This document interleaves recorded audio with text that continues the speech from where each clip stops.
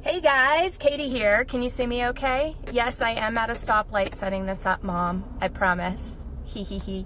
Anyway, we don't have any live and learn scheduled for today that is on site. Excuse me, where I typically go to somebody's office or wherever it is that they're doing their brilliance and visit with them and learn a bit about their industry and their skills and all of that kind of stuff. So today I thought that I would share with you some answers to a question that I've been getting a lot. What does it cost to actually buy a house, and what does it cost to actually sell a house? And again, we are generally speaking here, so this is basics. This is in general, and there could be other extenuating circumstances, sort of depending on your situation. So generally speaking, all right, guys, let's keep that in mind. I am, sorry for the steering wheel shot there, but I am actually on my way to a listing appointment in the lovely little town of Buckeye. So you guys are going to come along with me. I figured I have an hour, so might as well share some insight with you. So let's begin. To purchase a house, what do you have to be prepared for? Well, you're going to have up front, you're going to have to put money down, which is called an earnest deposit. And basically, that's your good faith money, meaning, hey, Mr. Seller, I'm putting this money up just in case I choose to breach the contract, so that way you can get this money for your time and, troubles and all of that and dealing with me. So that's the basic reason for earnest deposit, good faith money. There really is no set required amount for earnest money. It's part of the negotiation. So nothing's set in stone, but the industry standard is 1%. So if you want anybody to look at you, as a strong buyer, you would probably want to put forth at least 1%. So if we're talking about a $300,000 house, you're looking at putting up $3,000, 1% of the purchase price for earnest deposit, okay? The earnest deposit doesn't just disappear. That gets put toward either your closing costs, which we're going to talk about in a minute, your down payment, which we'll talk about in a minute as well, or if you don't have either of those expenses for whatever reason, that goes back in your pocket when you close. Sweet, right? Okay, so earnest deposit upfront, number one. That's going to be due right when you sign the contract, basically. Usually title company likes to have it, or our brokers like to have it at title within a day or two. Okay, so that's going to be upfront. As you move through the contract, once you're accepted, you put your earnest deposit down, you're going to be in your due diligence period, which is the inspection period, okay? Typically, generally speaking, we have 10 days to inspect, and that is usually what we advise is a general inspection. That's basically an inspector like Alati's home inspection that will go through all, the systems of the house and basically goes through the house.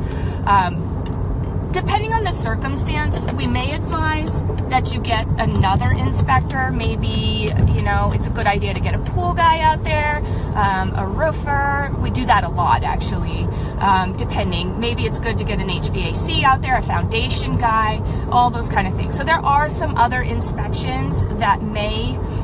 Hi, Alicia. There are other inspections, that may pop up that you may have to have some money for up front. So what is the cost on that, okay? Because you got to pay the inspector when he crosses a threshold. You can't be all like, oh, well, I don't like the findings. We're canceling the sale. You don't get to get paid. No. It doesn't work like that. So typically a general inspection is going to run you, what, Nicole, couple $300, something like that, depending on the size of your house. If you got a big monstrous house, it might be a little bit more than that. And if you've got a lot of systems or a smart home, Nick's really good with smart home stuff, by the way. If you've got all of that, though, it's going to be a little bit more costly. So just keep that in mind. The second inspection during your due diligence that we advise is a termite inspection. You got to make sure those little suckers are not eating up all the wood and the drywall in your house, because just ask me. I bought a house that has termite damage, and it's not a bad thing. I mean, we're recovering from it, but we kind of have a lot. So you want to make sure that you know that the little critters are there, and if they're there, get rid of them, okay? That's going to run you, what, Holly? We use Crawly for our termite inspections. What is that, Holly? Like $65, $70, something like that. So keep in mind that you're looking at a give or take, I'm going again real general here, give or take about $400 or so for inspections. Okay, so keep that in mind. So all of a sudden we're up to 1% earnest deposit and then about $400 or so for inspections. Next expense, and we haven't even bought the house yet. Okay, next expense is the appraisal. Some lenders, including the Finance Ninja Ryan, and with some programs, so in some programs he cannot do this, okay? But some lenders might pay for the appraisal, so you may not have that out-of-pocket expense. You probably won't if you talk with our lender Ryan, just because he does offer that. Again, certain loan programs he does not, okay? Keep that in mind. So that's basically your out-of-pocket expense without even buying the house. Fast forward to closing day. Depending on your loan program, and again, we're generally speaking, there are many loan programs out there, some that fully cover your deposit. Okay, so that's kind of cool. But you may have a down payment, I should say, not a deposit. We don't want to get that confused with the earnest deposit. But you may have a down payment depending on the loan program that you chose. And this would be due at closing. Some very popular down payment amounts are, say, FHA, which is 3.5%. There's conventional financing out there. You're going to be looking at 5, 10, 20% on those. It depends on if you're buying a primary residence or if this is an investment property. They're going to be different deposits required on those. So that information is going to come from your lender as far as what you need to bring to the table in order to close. And keep in mind that 1% earnest deposit is probably going to go toward the down payment. Second expense when we're purchasing a home is buyer closing costs. Now, the majority of your closing costs is going to be made up of lender fees and title costs. And generally speaking, if you're buying a house around, $250,000 or $300,000, about that, you're probably looking at about 2.5% to 3% in closing costs. It's going to be a little bit higher the lower in price point that you go. The percentages, and usually percentage is a bit lower the higher in price point that you go. So keep that in mind. Your lender they have to tell you at the very beginning when you apply, what your closing costs are going to be or what you can configure your closing costs are going to be. Sometimes, and if your buyer's agent is a ninja negotiator, sometimes we are able to get the seller to pay that, 2.5%, 3%.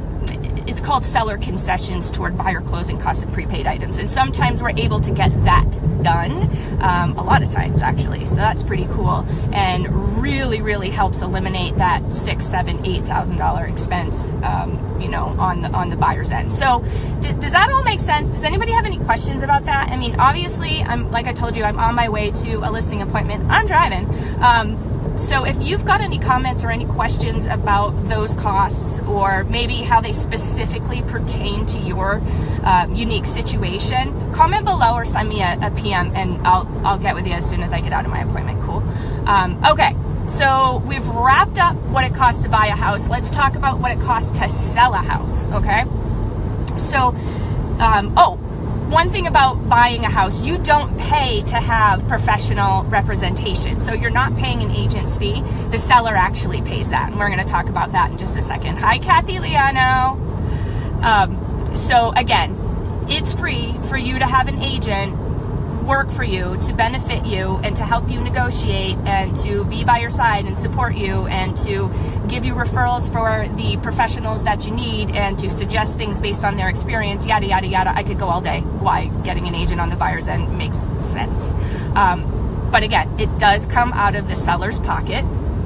You do not pay. And a popular misconception is if you go buy a house without a buyer's agent, you're going to get a better deal because they don't have to pay the buyer's agent. And what people don't realize is that in the state of Arizona, the amount that the seller pays their listing agent is actually contractual. It's on a contract. It's on the listing contract, and that doesn't change regardless of the representation of the buyer. So if the seller agrees to pay the traditional fee of 6% to the listing agent pays the buyer's agent, not the seller.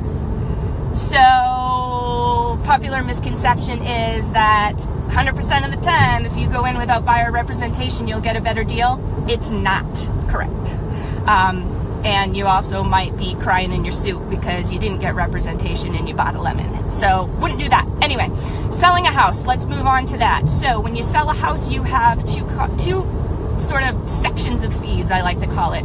You have your professional representation, which is your real estate fees, and then you have your normal seller closing costs, okay?